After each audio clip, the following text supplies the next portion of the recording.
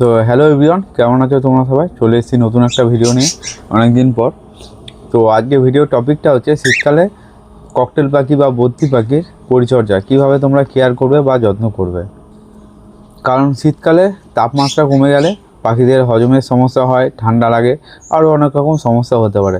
তো সেই নিয়ে আজকে ভিডিওর টপিকটা যে কীভাবে তোমরা পাখিদের যত্ন করবে। চলো তাহলে টপিকে যাওয়া যাক।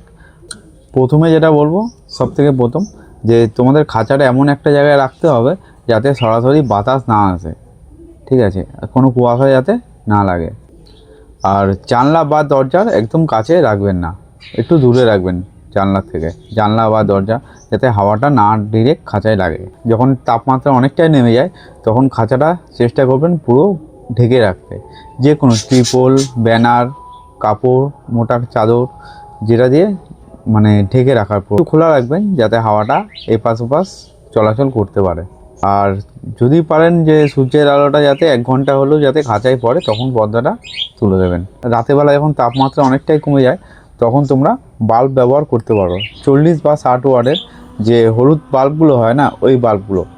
আর ওটা আবার দেখতে হবে যে খাঁচার একটু দূরে রাখতে, যাতে পাখিরা মানে টাচ না করতে পারে, তাহলে ওদের ক্ষতি হয়ে যেতে পারে। আবার এটাও খেয়াল রাখতে হবে যে অতিরিক্ত যাতে গরম না হয়ে যায়। তো এটা অবশ্যই করা দরকার, কারণ প্রচুর ঠান্ডা যখন পড়ে তখন বাল্ব দিলে অনেকটা সেফ হয়, অনেকটা গরম হয় খাঁচা। আর এই সময় পাখিদের শরীর গরম রাখতে ওদের যে সিডমিক থাকে ওতে তৈলাক্ত খাবার যেটা হয় সেটা একটু পরিমাণটা বাড়িয়ে দিতে হবে। যেমন সূর্যমুখীর বীজ, তারপরে কুসুম দানা, এইগুলো একটু বেশি পরিমাণে দিতে হবে যাতে ওদের শরীরটা গরম থাকে। আর সপ্তাহে 2 থেকে 3 দিন ওদের এগ ফুড বা তোমার ডিম দিতে হবে, সপ্তাহে 2 থেকে 3 দিন। শুধু ডিমটাও ঘষে বা চটকে ভাতের সাথে দেওয়া যায়, বা এগ ফুড যেটা তৈরি করা হয়, জানো তোমরা, যারা জানো না তার জন্য কমেন্ট করে জানিও, আমি ওর একটা ভিডিও বানিয়ে দেবো এগ ফুড কীভাবে বানাতে হয়। তো সপ্তাহে 2-3 দিন ওদের অবশ্যই এটা দেওয়া উচিত, তাহলে ওদের শরীরটা গরম থাকবে। নেক্সট হচ্ছে ওদের শীতকালের যে সবজি, সেই সবজিটা ওদেরকে অবশ্যই দেবেন। যেমন গাজর, মটরশুঁটি, বকুলি, পালং শাক, এগুলো অবশ্যই ওদেরকে শীতকালে অন্তত সপ্তাহে 2 দিন দেওয়ার চেষ্টা করবেন। আর জল, রাতেরবেলা ওদের খাঁচা থেকে জলটা অবশ্যই বার করে রাখবেন, কারণ জলটা রাতে পুরো ঠান্ডা হয়ে থাকে। সকালবেলা যদি পারেন একটু গরম জল করে ওদেরকে খেতে দেবেন, তাহলে ওদের ঠান্ডা লাগবে না। আর যদি খাঁচায় সারা রাত জলটা থাকে তাহলে ওদের ঠান্ডা লাগার চান্স অনেকটাই বেড়ে যায়। এই সময় ওদের গোসল করানো থেকে এই সময় দূরে থাকাটাই ভালো। যদি ওয়েদার খুব ভালো থাকে, খুব আলো থাকে, তাহলে ওদের 12টা-1টার মধ্যে হালকা গরম জল স্প্রে করে ওদেরকে মাসে 1 বার, এই সময় বা 2 বার, এর থেকে বেশি না, যদি ওয়েদার ভালো থাকে, সূর্যের তাপ যদি ভালো থাকে তাহলে।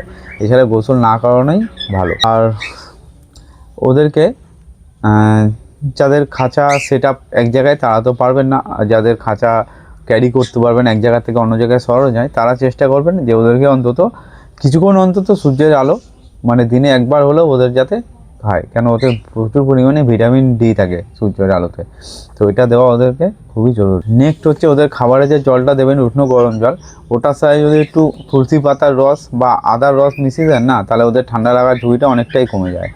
এটা একবার দিয়ে দেখতে পারেন। এইবার যদি আপনার পাখি ঠান্ডা লাগে, বুঝবেন কীভাবে?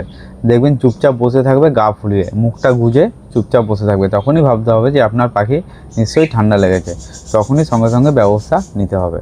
যখনই দেখবেন এরকম পাখি ঝিমিয়ে মানে চুপচাপ বসে আছে, গা ফুলিয়ে চুপচাপ খাচ্ছে না, তখনই ওকে আলাদা করে দেবেন, দিয়ে অন্তত ওকে আলোতে রাখবেন, 40 ওয়াট আর 60 ওয়াটের আলো, যাতে গরম থাকে। আর তারপরে যে কোনো ডাক্তারের পরামর্শ নিন, ঠিক আছে, নিয়ে যা যা মেডিসিন দরকার সেগুলো দিন, তাহলে তাড়াতাড়ি আপনার পাখি সুস্থ হয়ে যাবে। আমি যেইগুলো বললাম এগুলো যদি তোমরা একটু মেনে চলো, তাহলে আশা করি আপনাদের পাখি সুস্থ থাকবে। তো আজকের ভিডিওটা এখানেই শেষ করছি, দেখা হচ্ছে পরে একটা ভিডিওতে। আজকের জন্য টাটা।